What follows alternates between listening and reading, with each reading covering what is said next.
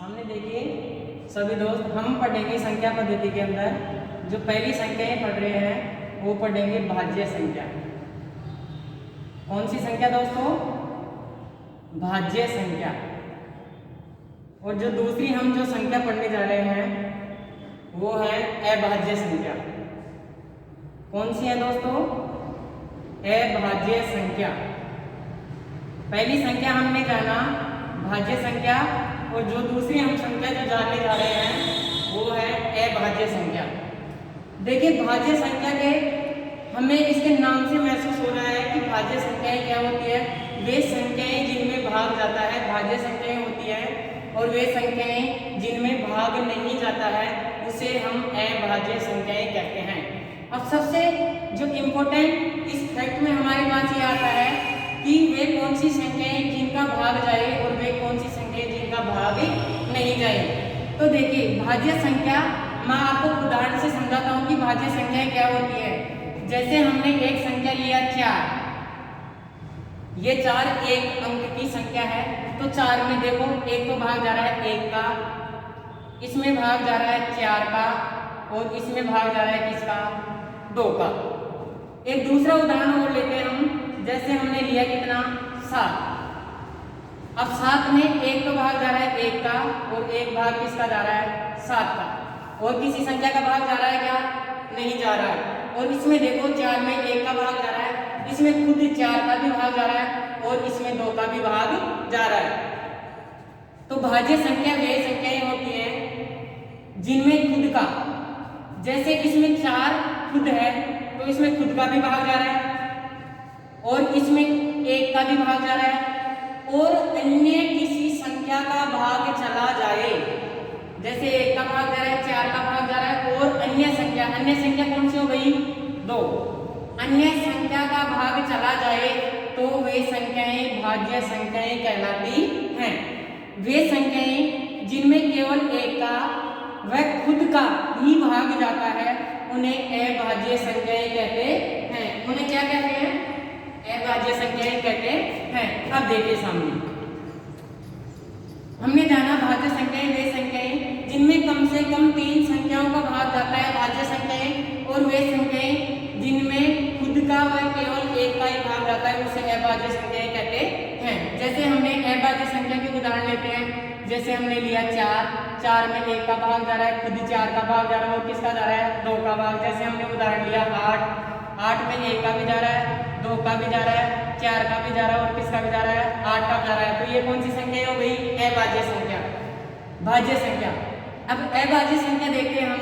अभाज्य संख्या में जैसे हमने लिया 3 में भाग जा रहा है 1 का, और किसका जा रहा है? 3 का, और अन्य किसी संख्या का भाग नहीं जाने के कारण इसे हम अभाज्य संख्या कहते हैं। जैसे हमने लिया 7। अब 7 में देखो 1 का भाग जा रहा है, और किसका भाग जा रहा है? 7 का भाग जा रहा है, और किसी संख्या का भाग जा रहा है क्या? नहीं। इसलिए ये कौन सी संख्या है?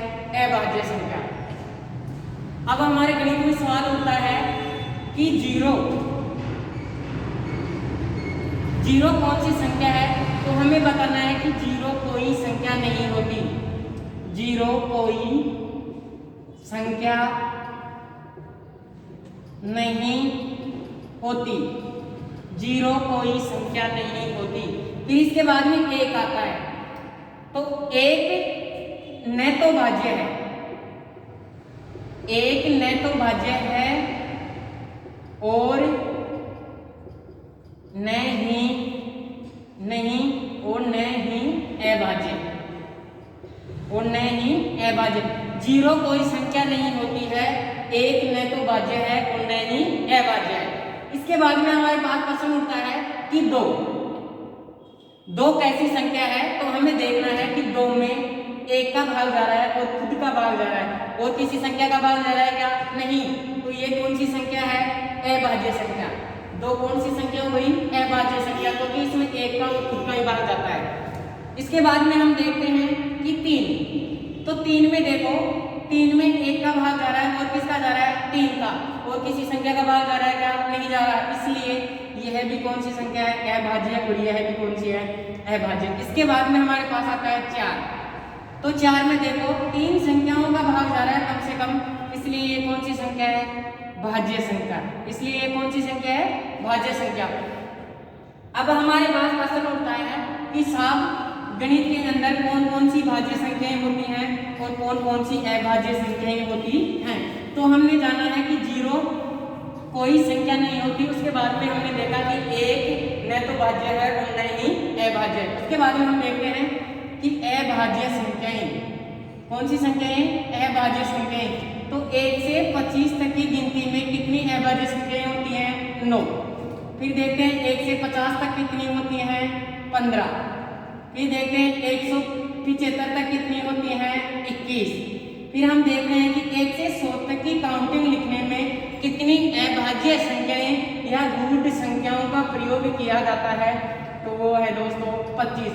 कम से कम मिनिमम हमें यहाँ तक याद रखना है कि 1 से 25 तक गिनती में 9, 1 से 50 तक 15, 1 से 75 तक 21 और 1 से 100 तक कितनी होती हैं? 25 अभाज्य संख्याएं होती हैं।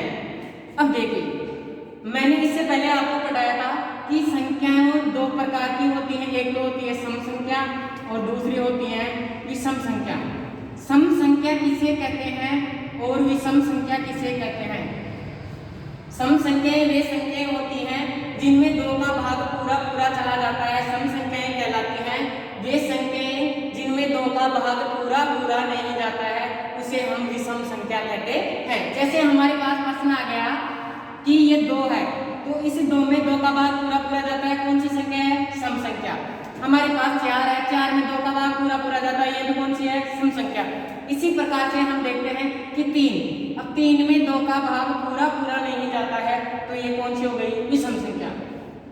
तो हमने देखा 0 कोई संख्या नहीं होती, 1 न तो भाज्य है और न ही अभाज्य है। उसके बाद में हमने देखा कि 2, तो 2 एक अभाज्य संख्या है, लेकिन ये कैसी संख्या है? सम संख्या है। तो प्रश्न ये आता है कि सम अभाज्य संख्या, सम अभाज्य संख्या कौन सी होती है? 2। हमारी गणित के अंदर एकमात्र सम अभाज्य संख्या होती है, उसका नाम क्या है? 2। प्रश्न आ सकता है सबसे छोटी अभाज्य संख्या कौन सी है? 2। सबसे छोटी अभाज्य संख्या कौन सी है? 2। सबसे छोटी सम अभाज्य संख्या और सबसे बड़ी सम अभाज्य संख्या भी कौन सी होती है? 2 ही होती है। उसके बाद में हम देखते हैं कि 3 कैसी संख्या है? विषम संख्या, क्योंकि इस 3 में 2 का भाग पूरा पूरा नहीं जा रहा है, इसलिए विषम संख्या है।